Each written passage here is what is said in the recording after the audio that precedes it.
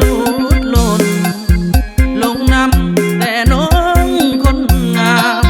ดังสายห่วยบึงพามไหลลงใส่น้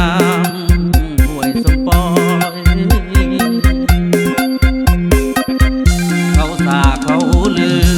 เห็นแล้วหลุดคือคำยองเห็ดหน้าเห็ดสวนทวนทองเสน่ห์เนื้อทองหยดย้อย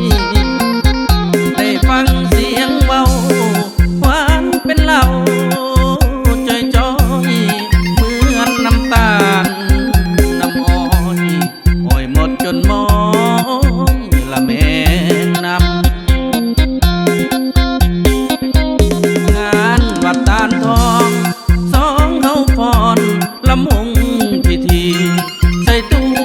พระอาจารย์บุญมียามราตรีซื่นซ้ำอากาศเหน็ดหนาวสายลมพัดเจ้ากระนำแต่อายอบอุ่นใจนำย้อนสาวคนงามอยู่เคียงไกลลำวงเลิกลาสองเฮาพร้อมพาตักบาตรร่วมขันแล้วไปต้มเกลือน้ำกันที่น้องท่านั้นอายจำได้ถึงบ่อยากจากแต่จำภาคสามไว้สิมือเว้าผู้ใหญ่มาขอขวัญใจสาวบ้านโพนสูง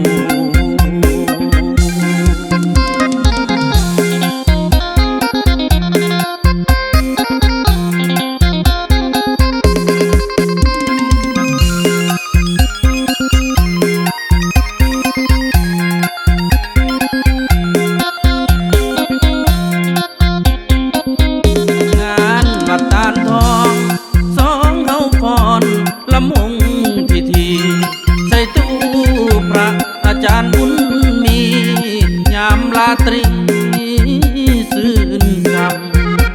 ำอากาศเหน็ดหนาวสายลมพัดเจ้ากระนำแต่อายอบอุ่นใจนำย้อนสาวคนงามอยู่เคียงไกลลำวงเลิกลาสองเฮาพร้อมพาตักบาตรร่วมขันแล้วไปต้มเกลือน้ำกันที่น้องท่านั้นอายจำได้ถึงบ่อยากจากแต่จำภาคสามไว้สิมือเว้าผู้ใหญ่มาขอขวัญใจสาวบ้าน